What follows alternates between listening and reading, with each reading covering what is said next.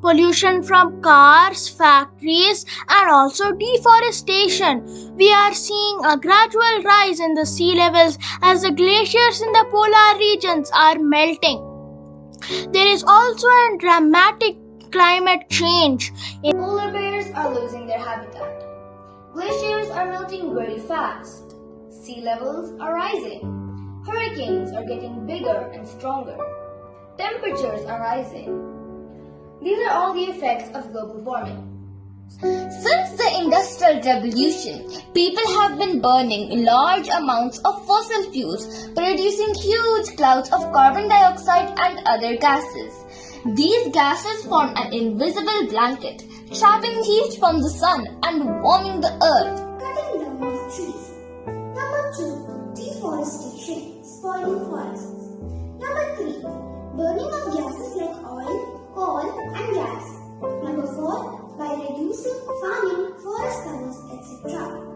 Some of the effects of global warming are temperature will continue to rise, loss in wildlife and biodiversity, more droughts and heat waves, hurricanes will become stronger and more intense, sea level will rise, increase in extreme weather events like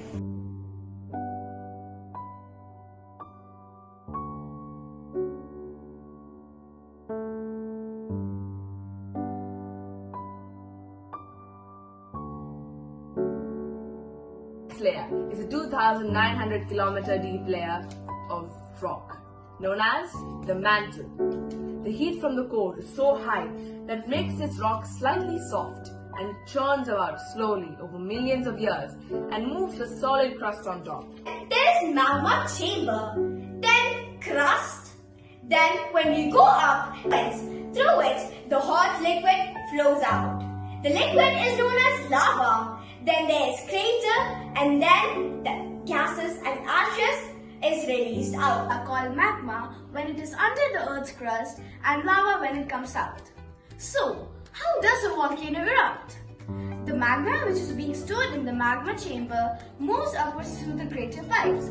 While moving upwards, the vent turns into a metamorphic rock under burial, high temperature and pressure. The metamorphic rocks are the type of rocks that are formed from sedimentary rocks or igneous rocks. Examples are quartzite and marble. The dense hot inner core, the molten outer core, the mantle and the thin crust which supports life in the known universe. The outermost chemical layer or the layer on which humans currently reside is known as the crust, which is made up of all kinds of rocks, soil and everything.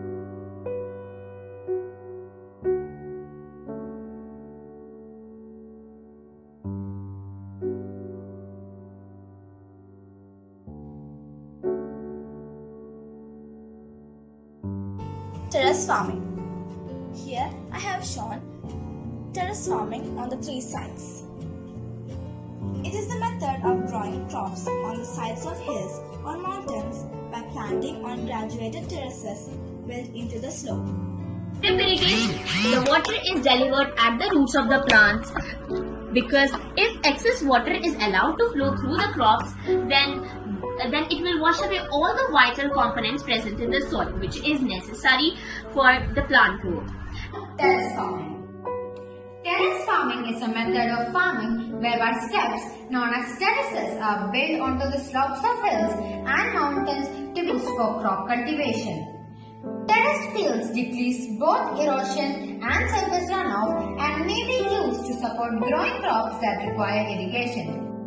Rock dams are small barriers or dams constructed of stone or other durable material across a drainage way to reduce the soil erosion in the drainage channel by restricting the velocity of flow of water in the channel.